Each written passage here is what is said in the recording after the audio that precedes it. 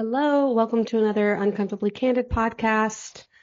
I'm so happy to be back. I did not post an episode last week, but I am going to try and post 2 episodes this next week.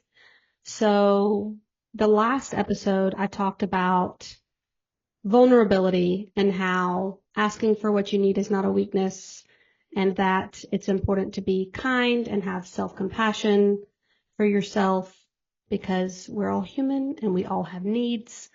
This episode, I want to talk about timing when it comes to vulnerability and how that requires patience and self-control. The first time I ever thought about this concept was, or remember thinking about this concept, was in a class at ministry school. The teacher was talking about relationships and explaining them through rings, like circles. So the inner circle would be your closest relationships, your covenant relationships, like husband and wife, your relationship with Jesus. And you would draw another ring outside of that, and those would be like close friends, family, and then as the rings got farther out from the middle circle, the less close you were to those people. Like the outer ring would be acquaintances, people that you just met.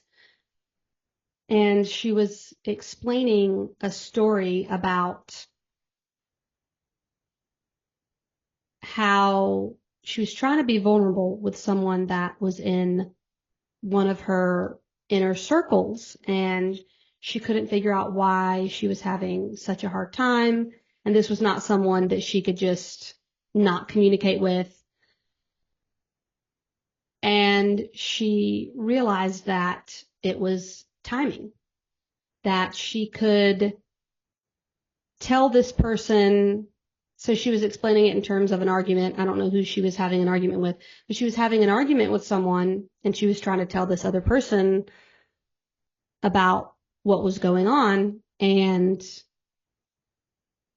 it would just really upset the other person. But she realized that she could wait and tell that person the same story after after they resolved the conflict or the issue or the argument.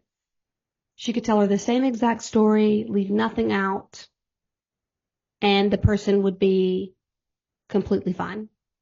So it was literally just a timing issue. Like, once she waited until after the conflict was resolved, she could still be just as vulnerable with the person, because this is someone that she wanted to be able to be vulnerable with, and that was why it was such an issue. Like, she was trying to figure out like why there was such a problem. And that was the first time that this timing, patience, self-control thing, that the fact that timing can be used as a boundary was first introduced to me. And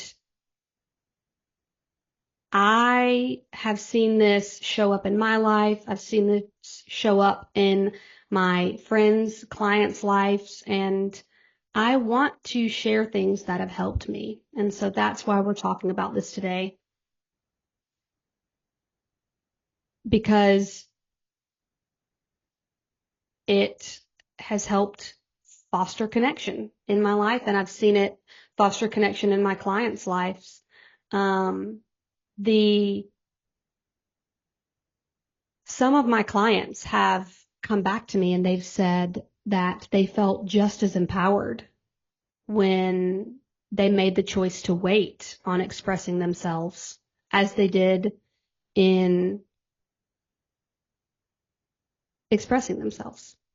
Because a lot of my clients are people pleasers. They don't know how to express themselves. They've suppressed their needs, their emotions for such a long time that when they, in the process of learning that they need to express themselves, when they don't, and when like asking them to wait and that telling them that timing is important, it's kind of like, oh, but, I thought I was supposed to just express myself whenever something was bothering me instead of holding it in. And that is true. The first question you ask yourself is, why am I feeling this way? How can I express this in a healthy way? And then the second question is it the right time? Is it the right time? Both of these questions are just as equally important to ask yourself when it comes to vulnerability. But they've felt just as empowered when they've made the choice to wait as they do in expressing themselves, because they have autonomy in making that decision. People pleasers they make decisions based off how they think the other person is going to act. They haven't been able to make decisions based off what they need, based off what they value in a really long time. And so I thought that was really interesting from my clients for them to come back and say, it didn't actually feel like I was betraying myself if I decided to wait, and that, having the conversation, expressing myself at that moment was not going to be beneficial. And that's part of emotional intelligence. Emotional intelligence is, number one, being self-aware about your own emotions, but emotional intelligence encompasses a lot more than that. It also encompasses the other person's emotions and being able to sort of sense how the other person is at that moment. It's reading the room. It's reading the environment, the situation. And this is learning how to do that. And we're all in this process. We're all on this journey. And I was on a trip with a friend, and I had my dog with me, and we were just trying to make things work. And she had gotten an Airbnb that wasn't dog friendly, and we had been driving for what seemed like forever. We hadn't had food in a long time, but I was determined to get a parking spot in front of the Airbnb before we went to dinner. Just sitting there, like, getting more frustrated as the minutes ticked on, getting hungrier, hangrier, and in my need to fix the situation, because I felt like she could already sense that I was getting frustrated. So I wanted to express myself to make the situation not as awkward. I grew up in a family of fixers, and trying to fix things is a form of control. It's a form of control, trying to avoid uncomfortable situations. Like, I'm going to fix this so it's not awkward or uncomfortable. And sometimes things are just uncomfortable. And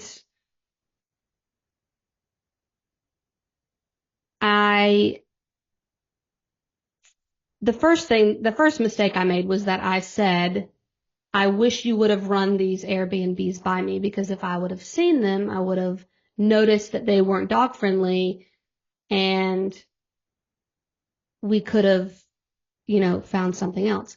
First of all, I've talked about curiosity before and how asking a question opens the door for communication. It doesn't make the other person feel like they need to put up defenses, walls. And you always want to use I. I feel this way. I felt this way. You never want to use you statements. I didn't follow my own advice. I didn't ask a question, and I definitely didn't use I statements. So that was my number one issue. Number two, it wasn't the right time. We were hungry. We'd been driving all day. I was already frustrated. And when you're already up here, talking about the situation is probably not going to be beneficial for you or for the other person. And my friend being so smart and so aware, was like, Kaylee, this is probably not the right time to have this conversation. And she was 100% right. She was 100% right. And me, and I tried to fix the situation in the wrong time. Or I try not fix the situation, but I tried to express myself at the wrong time because I was trying to fix an uncomfortable situation. And the rest of the walk to the restaurant wasn't even that uncomfortable. Like, it wasn't even that awkward, even though we'd had that little short conversation. Like, we talked about something else and finished the walk to the restaurant. And as soon as I sat down, I was like, I'm so sorry. I just really wanted my dog to be close to me because she is going to have to sleep in the car and I don't really want her to be far away. Like, I want to be able to go and check on her if I need to, and she was like, I know, and I'm really sorry about this situation. And that was all that needed to be said. And while thinking about this episode and what I was going to talk about, because I used you statements, if somebody would have told me that I should run by them what I had been assigned to do for our vacation, I probably would have said, like, oh, you don't think I'm capable of doing this myself? Like, why do I need to run these by you? When all she did was make a simple mistake in forgetting that my dog was going to be with us. So we didn't even get that far because we didn't need to. It was over. We enjoyed our food. We ate so good that night. But I would have been upset. And so, her being emotionally intelligent was like, this is probably not the best time because we're both pretty irritable right now. We haven't had any food. We've been in a car all day, And so all these things just to say how important it is to ask those two questions to yourself. Like, one, what do I need from this? Like, how am I going to express myself? Like, use I statements. Am I going to ask a question? Like, what do I need from this emotion that I'm feeling? If I'm feeling frustrated, like, what do I need? Number two is it the right time? Because they're equally important, as I said earlier. And that will eliminate any type of trying to fix your fixer coming into play. So I hope this empowers you. I hope this helps you feel autonomous in your decision making like it has my clients, because that's what I want to do. I want to empower people. I want to empower people. I want to help people make beautiful decisions, and I want to help people know that it's all a process and that even I still mess up in this process of learning how to not people please, because yeah, it's hard when you've been betraying yourself for so long by not, expressing yourself or asking for what you need, and you're finally on this journey of doing that, and then you're like, oh wait, I have to figure out the timing aspect too. And it's all a process, and you're going to make mistakes in the process. So this is probably a short one, but I thank you so much for listening, and I'll see you next time.